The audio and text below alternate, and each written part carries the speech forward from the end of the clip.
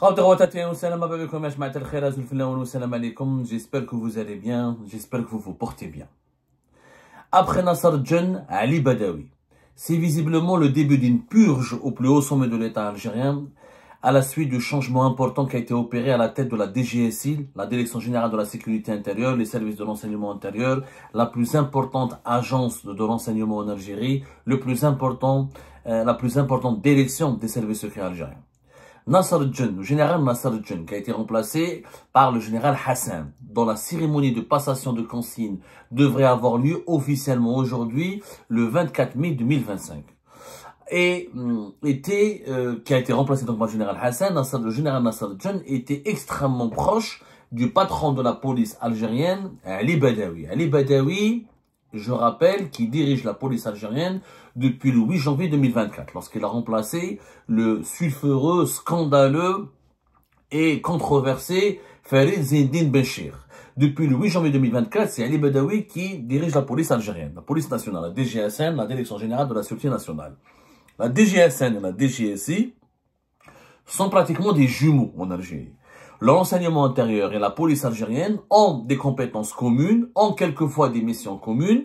À l'époque de Farid Zinedine Benchir de 2021-2024, il y avait même une concurrence, une compétition, une guerre de clans qui a failli déstabiliser l'Algérie même, qui a failli saper la sécurité nationale.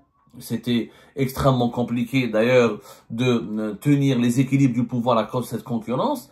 Mais quand il n'y a pas de guerre de clans, il faut savoir que les services de renseignement intérieur traitent de certains dossiers qui des fois peuvent être traités par la police algérienne, et la police algérienne peut traiter certains dossiers et s'occuper de certains dossiers qui relèvent des fois aussi de la compétence et des prérogatives de la DGSI.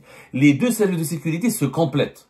Mais à part le contre-espionnage et certaines missions d'infiltration, la lutte contre le terrorisme, la DGSN et la DGSI ont beaucoup de compétences communes en matière de cybercriminalité, de criminalité financière, les enquêtes sur les affaires de corruption, le crime organisé. D'ailleurs, c'est à Alger, il y a la caserne Antar, le CPO Antar de Ben Aknoun de la DGSI, la Direction Générale de la Sécurité Intérieure.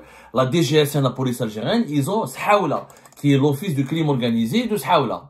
L'office central de lutte contre le crime organisé, Ashaoula, qui a été inauguré en octobre 2021, qui est l'équivalent de Antar chez la DGSI. Ce sont deux services de sécurité qui collaborent tellement activement que les patrons de ces deux services, s'ils ne s'entendent pas entre eux, s'ils ne collaborent pas très bien entre eux, s'il n'y a pas une amitié, une affinité personnelle entre eux, ça crée des déséquilibres.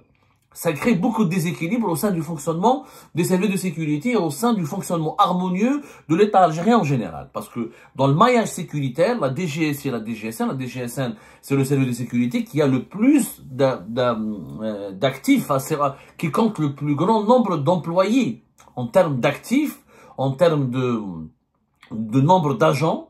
La police algérienne, c'est le service de sécurité le plus volumineux, en tout cas, le plus puissant en termes des...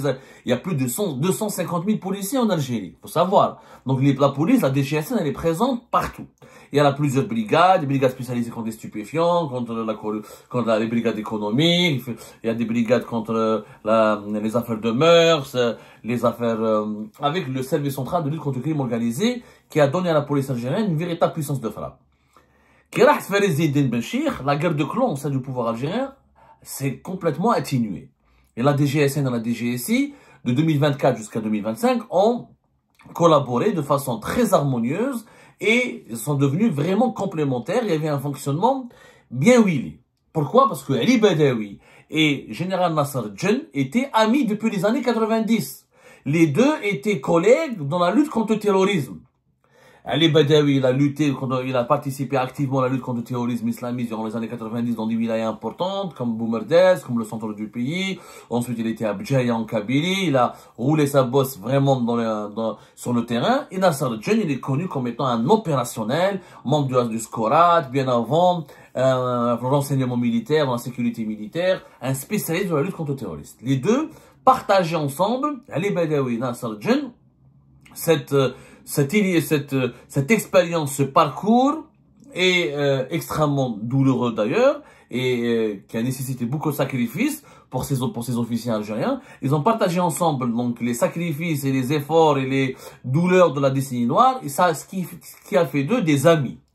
Et la DGS et la DGSN ont fonctionné ensemble comme un duo de 2024 à 2025. Maintenant que Nasser Djen a été remplacé, pour les raisons que nous avons expliquées plus tard, que nous avons expliquées plus tôt, enfin, que nous avons expliquées dans des émissions précédentes, c'est qu'il y a une nouvelle conjoncture, notamment une conjoncture internationale, avec des périls sécuritaires beaucoup plus puissants, la crise avec la France, la crise en Libye, la crise au Sahel,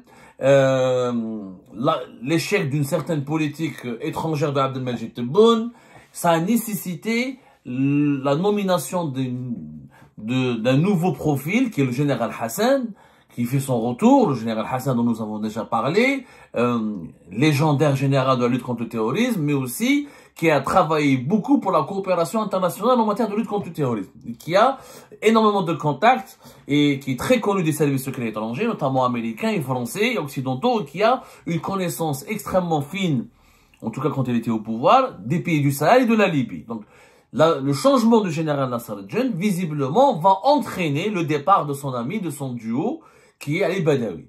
Des informations insistantes, depuis plus de 48 heures, évoquent le départ d'Ali Badawi, de son changement, de son remplacement par un nouveau patron de la police algérienne, qui serait Haït Saïd Al-Sri, qui est l'inspecteur général de la police, qui est le contrôleur général de la police, qui, en quelque part, c'est l'inspecteur général, c'est vraiment l'inspecteur général des services de la police, et qui est le numéro 2. Voilà. C'est le numéro 2 de la DGSN, c'est Haït Saïd Al-Sri. Haït Saïd Al-Sri, selon plusieurs sources concordantes, sera nommé à la place de Ali Badawi. Cette information nous a été parvenue depuis 48 heures, on essaie de la confirmer. Elle a fuité sur les réseaux sociaux, elle a suscité un buzz sur les réseaux sociaux. Beaucoup de nos sources, beaucoup de personnes, des membres de la communauté d'Algérie partent, ou des sources, ou des interlocuteurs nous ont posé la question est-ce que c'est vrai ou pas vrai. Pour le moment, il n'y a pas de confirmation officielle. Pour le général Hassan, il y a une confirmation officielle, il y a une cérémonie de passation de consigne qui va commencer, qui sera normalement organisée aujourd'hui, le 24 mai 2025. Pour le cas de Ali Badawi, pour le moment, l'information n'a pas été encore confirmée officiellement. Ali Badawi, jusqu'à la preuve du contraire, occupe toujours son bureau et travaille encore. Est-ce qu'il n'a pas été encore informé ou est-ce qu'il sera informé dans les heures à venir? Ça reste à déterminer. On va la voir, on va la prendre. Mais cette information, je dirais qu'elle est confirmée à véridique, pas confirmée, véridique. C'est parce qu'il y a une différence entre une information vraie et une information confirmée. Une information vraie, ça veut dire qu'une décision, qu'un fait est vraiment avéré. Confirmé, ça veut dire que des sources officielles vont confirmer la véracité de cette information dans les jours et les heures à venir. Donc, c'est une information vraie à 80%. Pourquoi? Parce que il y a une nouvelle organisation des services de sécurité qui est en train d'être mise en place. Et l'arrivée du général Hassan à la tête de la DGSI, il y aura un changement à la tête de la Kazan Antar, dont nous avons parlé la dernière fois, CPO de Antar. Ces changements, pour les besoins d'une nouvelle organisation des services de sécurité. Le général Hassan a besoin donc de nouvelles équipes. Et les équipes qui ont collaboré avec Nasser Djen sont appelées à être remplacées au fur et à mesure. Et parmi les équipes qui ont travaillé avec Nasser Djen, il y a le DGSN, Ali Badawi. Ali Badawi, c'est Nasser Djen, il était collaborateur très proche de Nasser Djen, son partenaire, voilà. Donc, il y aura un nouveau partenaire au général Hassan à la tête de la DGSN, parce que le général Hassan va avoir une nouvelle feuille de route. La feuille de route qui a été mise en place pour la DGSI et la DGSN en 2024 jusqu'à 2025 était totalement différente de cette nouvelle feuille de route. À l'époque, après le départ de Farid Zine Béchir, il était question de se débarrasser de l'héritage de Farid Zine Béchir, de corriger les défaillances extrêmement graves de Farid Zine Béchir, de démanteler les réseaux de Farid Zine Béchir et de faire revenir et de réconcilier la DGSI avec la DGSN et de retravailler ensemble sur des dossiers stratégiques. Sauf qu'à l'époque, 2024-2025, il y avait les élections présidentielles anticipées de 2024, il y avait un certain nombre d'événements, les menaces qui étaient liées à des menaces internes, les deux services de sécurité étaient concentrés sur des problématiques sécuritaires internes. Aujourd'hui, ça a complètement changé. Aujourd'hui, c'est une nouvelle feuille de route. Aujourd'hui, la DGSI, comme la DGSN, vont être impliquées dans la gestion de certaines menaces qui viennent de l'étranger et qui s'expliquent par les foyers de tension géopolitique qui entourent le pays, notamment le risque du terrorisme qui vient du Sahel, le risque des mouvements séparatistes qui viennent du Sahel ou de la Libye, le trafic d'armes, le trafic d'êtres humains avec la Libye et le Sahel, et la problématique de coopération sécuritaire avec les services de sécurité français. Puisqu'il y a des dossiers de lutte contre la criminalité, contre la contrebande, contre le trafic de drogue ou le terrorisme qui impliquent la partie algérienne comme la partie française.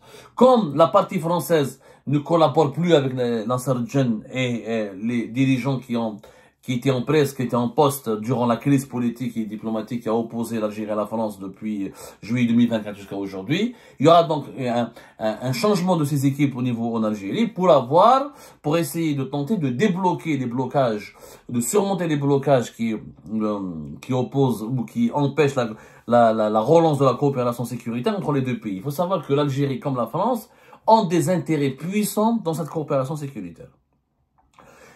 Le trafic de drogue, trafic d'armes, terrorisme, corruption, transfert illicite de devises et énormément de crimes sont commis entre l'Algérie et la France et impliquent des mafias algériennes et des mafias françaises. Il y a des passerelles dans le crime organisé, il y a des ponts entre l'Algérie et la France. Et dans plusieurs enquêtes, il faut que les services de sécurité algériens et français collaborent ensemble pour arrêter les vrais responsables, les vrais coupables et pour lutter contre et détecter certains crimes extrêmement graves. Donc, la feuille de route qui a été mise en place aujourd'hui, c'est que même la DGS, même la police algérienne, même le service de l'enseignement intérieur seront impliqués dans des projets de coopération internationale, dans des échanges internationaux avec les services de sécurité étrangers et dans des enquêtes et des recherches menées sur des menaces extérieures, mais qui ont un fort impact sur la sécurité intérieure du pays. Troisièmement, il y a aussi une raison, c'est qu'il y a certaines affaires qui ont éclaté en Algérie, comme l'affaire de Raouf Harzallah, le journaliste Harzallah, qui, on va dire, ébranle à la fois la DGS et la DGSN. Visiblement, la présidence algérienne n'a pas du tout apprécié comment le journaliste algérien, correspondant et patron du bureau de Sharq News et ancien directeur du bureau de l'Arabie à Alger, à Paris, Raouf Harzallah, journaliste algérien, figure emblématique de l'ONTV dans les années 90. Rappelons-nous, il a fui le pays après avoir été placé sous ISTN pendant plus d'1 mois en Algérie. Il a fui récemment, au cours du mois de mai, pour fuir visiblement une incarcération qui a été programmée à son encontre. Et sa fuite, ou son évasion à l'étranger, a provoqué des remous au plus haut sommet de l'État algérien.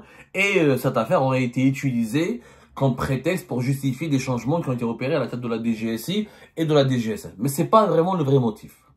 Le vrai motif, c'est que le général Hassan, en prenant la place de général Nasser Djen, en devenant le patron de la DGSI, il va devenir le patron de toute une nouvelle configuration des services de sécurité.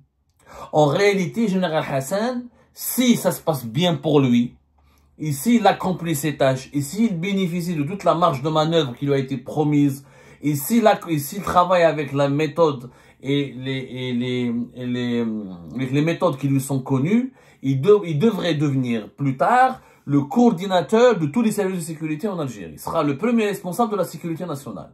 C'est-à-dire que la DGSI, la DGSN est rattachée à la DGSI, ils doivent collaborer ensemble. Donc le patron de la DGSI, s'il change, il faut que le patron de la DGSN change pour avoir un nouveau partenaire. Ensuite, il faut les services secrets techniques, la DGLPT, la Direction Générale de Renseignement Technique. Ensuite, on aura la Direction Générale de la Documentation de la Sécurité Extérieure qui pourrait connaître elle aussi des changements plus tard. Et comme ça, il y a de nouveaux patrons, des nouveaux directeurs et des nouveaux dirigeants qui vont être installés à la tête des principales agences de services de sécurité civiles. Parce que les agences de sécurité militaires, la gendarmerie, ça relève du ministère de la Défense nationale, c'est l'armée. Et la DCSA, le service de renseignement militaire, ça relève de l'armée. Sachant qu'un nouveau patron de la gendarmerie algérienne a été installé récemment. Le général Al-Hajj a été remplacé, rappelez-vous, au mois de mars 2025.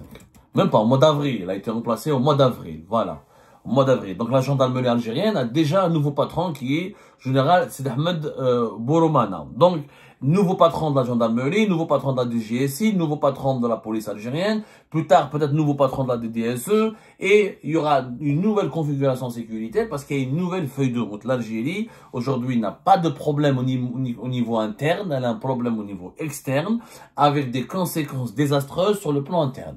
Et l'idée actuelle du régime algérien est de changer d'approche et de se renforcer le fonctionnement des services de sécurité avec des nouveaux dirigeants. À leur tête, ce sera le général Hassan qui pourra être appelé, s'il réussit encore une fois à ses débuts à la tête de la DGSI, à devenir le coordinateur attitré des services secrets algériens, et donc le monsieur sécurité nationale pour mettre en place une stratégie qui consiste à faire face, à anticiper les menaces extérieures qui vont impacter ou déstabiliser l'ordre public et la sécurité nationale intérieure du pays. Pour le moment, c'est la stratégie qui se dessine, mais il n'y a pas de confirmation officielle. Donc l'information de Ali Badawi nous a pas été encore confirmée officiellement. Nous sommes en train de faire des recoupements pour pouvoir la confirmer. Donc d'ici, je pense, d'ici demain lundi, on saura la vérité. Si Ali Badawi ne part pas, là, il y aura une nouvelle interprétation, il y aura un autre rebondissement. Mais si Ali Badawi part et il sera remplacé, comme nous le disent plusieurs sources, et ben ça confirme, encore une fois, que la purge a été lancée au plus haut sommet de l'État algérien pour un changement majeur au niveau de la gouvernance des services de sécurité, et il y aura un changement majeur au niveau de la gouvernance politique du pays. Parce que cela signifie une remise en cause de la politique menée jusque-là, au niveau externe d'abord, et au niveau interne. Au niveau externe, l'Algérie est isolée, menacée, encerclé. Au niveau interne, le régime algérien ne peut plus poursuivre la répression systématique et massive. Il est obligé de lâcher du lest. Il est obligé de procéder à des changements. Il est obligé de donner une certaine autonomie importante aux chefs des responsables de sécurité parce qu'il a des obligations de résultats. Il doit obtenir un certain nombre de résultats pour garantir la stabilité et la sécurité du pays.